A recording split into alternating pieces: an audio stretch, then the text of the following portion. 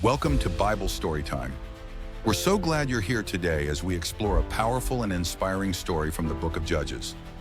Our focus is on Deborah, a prophetess, a judge, and a courageous leader whom God used to deliver Israel during a time of great oppression. This story, found in Judges chapters 4 and 5, shows us what faithful leadership, obedience to God, and courageous action can accomplish when guided by divine purpose.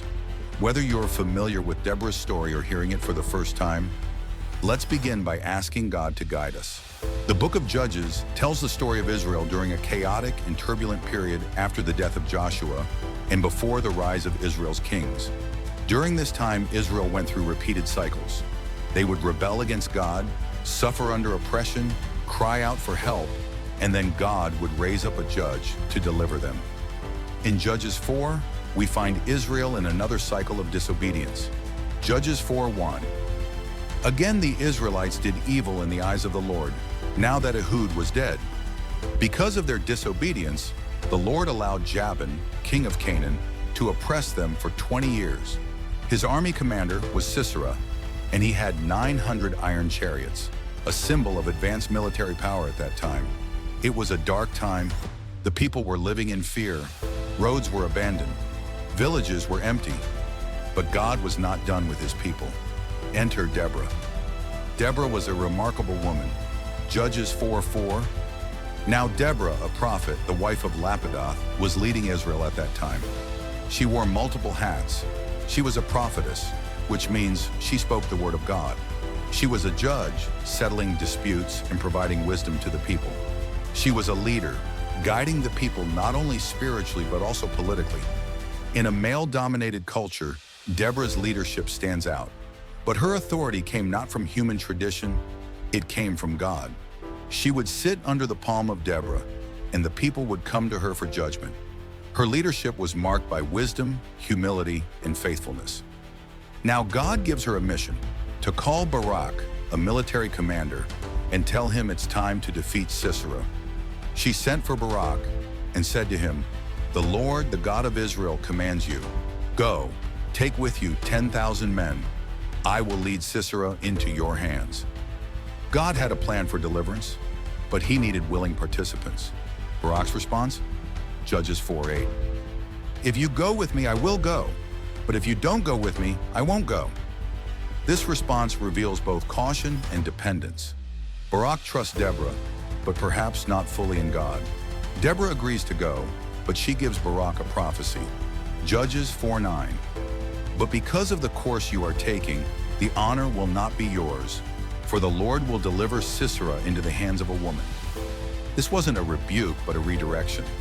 God would still win the victory, but in a surprising way. Barak gathers his 10,000 men from the tribes of Naphtali and Zebulun. Sisera hears of this and gathers his iron chariots and soldiers. Then God moves. Judges 4:14. "Then Deborah said to Barak, 'Go. This is the day the Lord has given Sisera into your hands.' Barak charges down the mountain. The Lord throws Sisera's army into confusion. Sisera flees on foot. Judges 4:15. "And all Sisera's troops fell by the sword. Not a man was left. But Sisera himself escapes, only to meet his end in a most unexpected way. He finds refuge in the tent of Jael, the wife of Heber the Kenite. She invites him in, gives him milk, and covers him with a blanket. When he falls asleep, she takes a tent peg and drives it through his temple." Judges 4:22. "Come," she said, "I will show you the man you're looking for." So he went in with her, and there lay Sisera with the tent peg through his temple, dead. Victory didn't come through military might, but through God's orchestration, using unexpected instruments like Jael. Chapter 5 records a beautiful and poetic song, a victory hymn sung by Deborah and Barak. It's one of the oldest passages in the Bible and celebrates God's deliverance, the bravery of the tribes, and the faithfulness of those who stepped up. The song praises leaders, calls out tribes that stayed home, and honors Jael, calling her Judges 5:24. "Most blessed of women be Jael." This chapter reminds us that worship is a fitting response to God's victory. It's not just about action, but adoration. Praise follows deliverance. Judges 5:31. Then the land had peace 40 years. When leaders lead and people willingly follow, God brings peace. In today's world, we often think strength comes from position, power, or charisma. But in God's economy, strength comes from obedience, faith, and willingness to lead when others hesitate. The story of Deborah challenges us to rise, listen to God's voice, and step into the roles He calls us to, however unconventional they may be. Thanks for watching.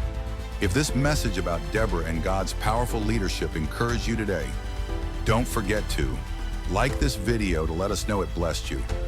Subscribe to our channel for more faith-filled content and Bible teachings.